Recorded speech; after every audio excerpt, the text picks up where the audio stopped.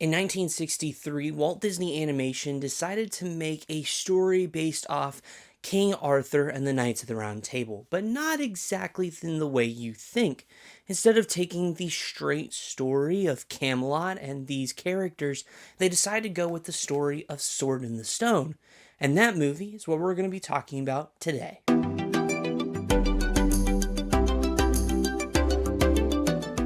Hey friends, welcome to Disney Pastor. I am your host Tim. I talk all things Disney, which includes Walt Disney Animation. Join me down in the comments below as we talk all things Sword in the Stone. Let me know your thoughts on the movie. I'm going to talk about the good, the average, and the bad of this review, give you my final thoughts and overall rating. Without further ado, let's jump on in. Ooh, that's good. One of the things I really enjoy about this movie is going to be the characters, specifically our main kind of trio here. War is, of course, the kind of main character of the story, also known as Arthur. This is, of course, the young version of him here, and it's done quite well. It's definitely a unique take because we're so used to the King Arthur stories being about this strong and courageous type of leader that we don't see in this movie. He's a kid who is not really all that great.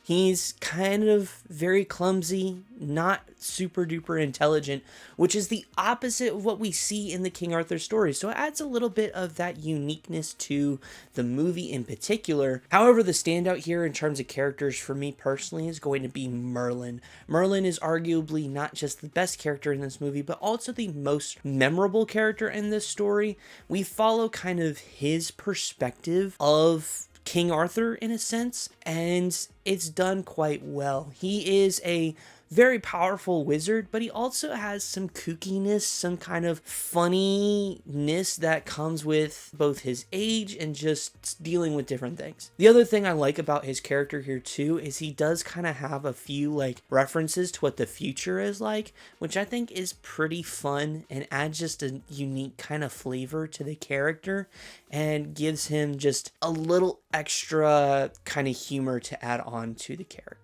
Another one here is Archimedes, our sidekick owl here, paired up with, of course, Merlin, and his character is also really fun. I enjoy it quite a bit. Another part with that, as we're talking about Merlin and Archimedes here, another thing I really enjoy about this movie is definitely going to be the humor, specifically the banter between Archimedes and Merlin. I love a good, healthy banter in a story. I think it just adds a little different type of humor to it, probably because of the fact that I'm used to that sort of humor in just normal everyday life, but I enjoy the humor. I think it's done quite well here. I think the banter between these two characters is a lot of fun. It's super enjoyable, super fun, and adds, again, just another part to the story, because we'll get to that here in a second, but it's not the best in the world, and it definitely needs some humor elements, and it does definitely deliver on those points. Another thing I'll say here is the lessons learned in this story are also pretty good as well, although it can get a little confusing here, which is where we'll talk about the story here in a second.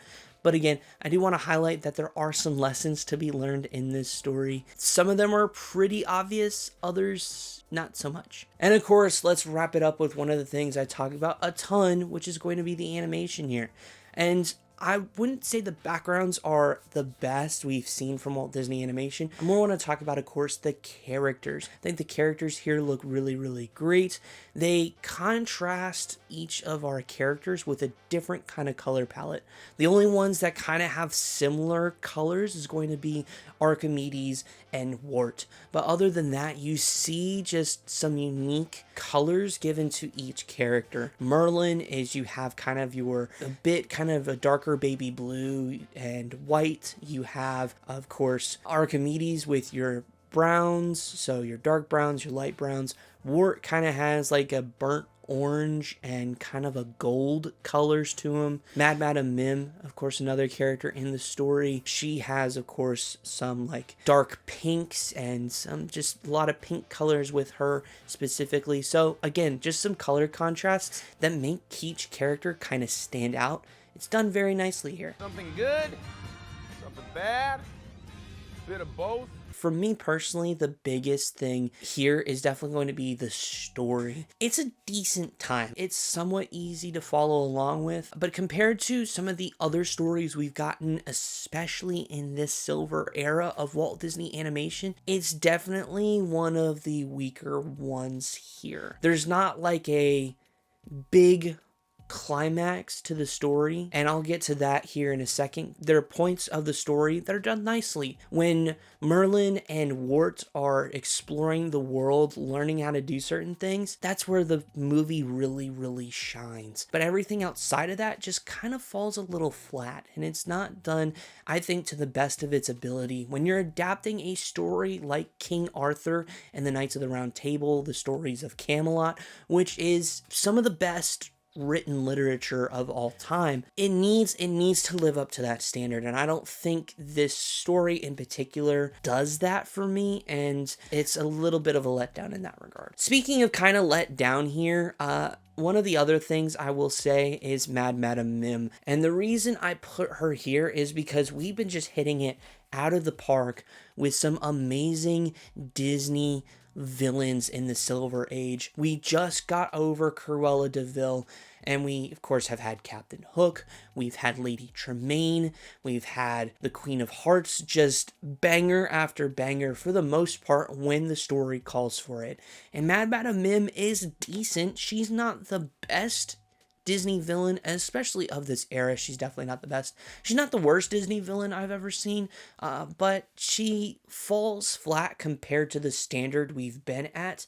And it's not to say in all terms that she is a horrible villain, but she is a solid character that adds just a little tension to the story. But again, it doesn't feel as fulfilling as it could be with, say, obviously, like the moment when Prince Philip defeats Maleficent, right? That's a fulfilling moment between your hero and your villain. And we don't really have that in this story in particular, compared to the absolute amazing villains we have seen as of late in this era. She doesn't compare. I have a really bad feeling about this. I have to say here that the ending doesn't feel fulfilling. If there's one thing I have loved so far about the Disney silver era of films, it has been these endings are just so good. They feel so right. You get this happily ever after sort of moment here that is done well. Anywhere from Alice in Wonderland, from Peter Pan to Cinderella and Sleeping Beauty and 101 Dalmatians, they all have these happily ever after sort of moments. This one doesn't really have that, because you have like the moment where Arthur pulls the sword from the stone, where Wart pulls the sword from the stone, and it's like, oh my gosh, this is insane. Like, we